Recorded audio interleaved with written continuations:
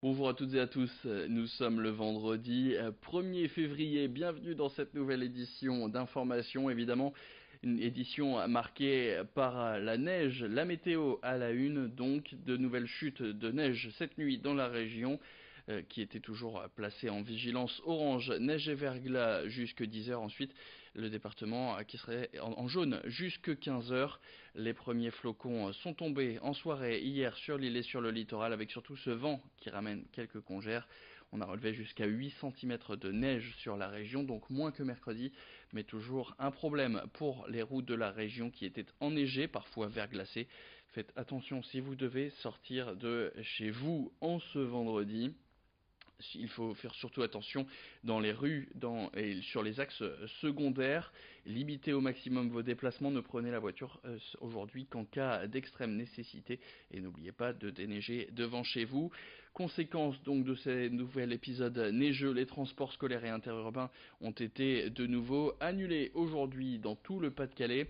Dans le nord, la métropole lilloise, la Pévèle, la Douaisis, la Flandre et le Dunkerquois sont aussi concernés. Des bus scolaires qui ont repris du service dans l'Avesnois, la Sambre, le Cambrésis et le Valenciennois. Autre décision de la préfecture, l'interdiction aux poids lourds de circuler sur l'A16 jusque ce midi. Et les vitesses des véhicules ont été limitées de 110 km/h au lieu de 130 et à 90 dans les zones déjà limitées à 110 km/h. Au niveau des trains, des retards prévus par la SNCF sur les lignes qui relient Lille à Valenciennes, Béthune, Lens et Amiens. Et puis ce fait divers, cette galère qui a enfin pris fin pour les voyageurs d'un train à Lille-Paris, bloqué une grande partie de la nuit près d'Arras. Ils étaient partis à 22h20, ils sont arrivés peu avant 6h ce matin à Lille. Les 328 passagers ont été bloqués à cause d'une panne sur le système de freinage, pas à cause de la neige d'après la SNCF. Une nouvelle journée compliquée qui s'annonce, mais on devrait en avoir fini avec la neige au moins jusqu'à ce week-end. Et puis d'ailleurs merci à vous pour ces images, ces photos, tout ça, c'est ce que vous nous avez envoyé sur nos pages Facebook Grand Lille TV et Grand Littoral TV. Vous avez été beaucoup à contribuer tout au long de la semaine, tout au long des différents épisodes neigeux, et nous avons tenté de relayer au maximum les photos que vous nous avez envoyées. Allez, on passe maintenant à cette autre actualité. Ça se passe ce week-end dans la région, c'est au Touquet, c'est du sport, c'est l'Enduropal. Ça commence cet après-midi avec la course vintage, des motos anciennes et des coureurs, pour la plupart qui ont déjà participé à l'épreuve Rennes il y a quelques années, mais qui préfèrent désormais lever le pied. Cette course vintage est un peu moins longue, elle fait 2 fois 30 minutes contre 3 heures pour l'épreuve Rennes du dimanche, avec surtout une ambiance un peu moins compétitive, un peu plus bon enfant. Marine Kijek a rencontré Arthur Plancard. Il a couru 8 fois dans l'épreuve Rennes de cet Enduropal et il va découvrir cette nouvelle épreuve du vintage cette année. Vintage qui attire de plus en plus d'anciens participants à l'enduro et à l'enduropal. Alors qu'est-ce qui plaît dans cette nouvelle compétition? Eh bien vous allez entendre la réponse tout de suite. Ouais, j'ai participé aux 8 derniers Enduropal du Touquet, donc la course du dimanche. Cette année, c'est mon premier Enduropal du Touquet en vintage. C'était un choix cette année parce que voilà, j'ai pas fait la saison de salle puisque j'ai fait du rallye raid cette année et je prépare le Dakar 2020. Donc j'ai pris la moto de mon père et on fait un vintage pour s'amuser. Cette année, je roule avec une Yamaha 250 YZ de 1989, donc en 2 temps, 250 cm3, voilà, comme celle qui participait à l'enduro du Touquet de l'époque, donc en 1989, 1990, voilà. Le parcours de l'enduro, la reconnaissance avait lieu hier pour cette 44e édition sur la plage du Touquet. 5 courses en 3 jours entre moto et quad. En tout, 2200 engins vont rouler entre les plages de Stella et du Touquet. Cette année, le mot d'ordre sera sécurité. Pour rappel, l'année dernière, un quad avait foncé dans la foule, avait fait plusieurs blessés dans le public. Un scénario catastrophe qui se doit d'être évité cette année.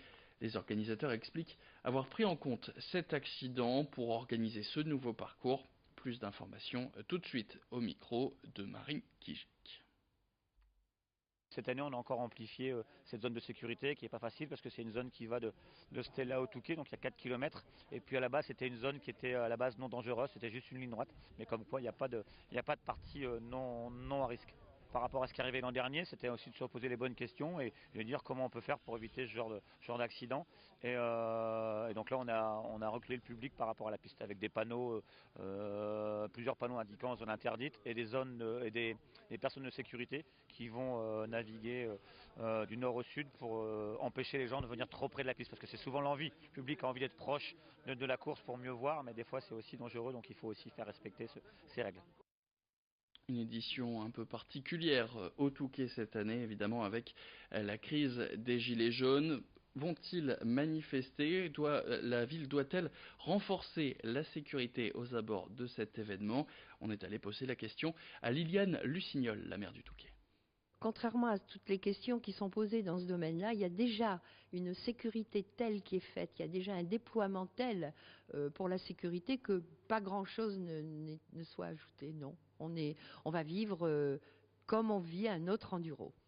Alors, les Gilets jaunes, je pense que peut-être viendront-ils, et je le souhaite, mais ils vont venir pour admirer un spectacle. Ils ne viennent pas pour faire une contestation. Donc, tout le monde est bienvenu, et dans la mesure, c'est ce que je dis toujours, du respect de l'autre, tout ira bien. Voilà donc pour cet Enduropal qui démarre donc cet après-midi. On va faire un point évidemment sur la grande course qui partira donc dimanche à 14 h au niveau des favoris. Beaucoup peuvent prétendre au titre cette année. Milko Potisek pourra-t-il garder son titre? Attention au retour d'Adrien Van Beveren qui était absent car blessé l'année dernière. Le chouchou nordiste du public revient plus déterminé que jamais après son abandon au Dakar il y a quelques semaines. Alors voilà donc pour cet enduro, je vous rappelle le départ, le grand départ dimanche à 14 h. L'actualité en bref avant de se quitter, c'est cette jeune fille de 14 ans qui était disparue près de Marseille depuis le début du mois de janvier, qui a été retrouvée hier à Eck, près d'Hazebrouck. Elle était dans les combles difficilement accessibles d'une maison où vivait un homme de 30 ans. Lui avait rencontré l'adolescente sur internet, il a été placé en garde à vue et interrogé hier par les gendarmes. L'homme sans emploi était hébergé chez un éducateur qui a déclaré ne pas savoir ce qui se passait dans la chambre de celui qui l'hébergeait généreusement. La jeune fille a elle passé des examens psychologiques et gynécologiques hier. On attend les résultats aujourd'hui. Fin de cette édition, merci à toutes et à tous de l'avoir suivi. Tout de suite, les prévisions météo et l'info revient dans le prochain quart d'heure. Très bonne journée à toutes et à tous.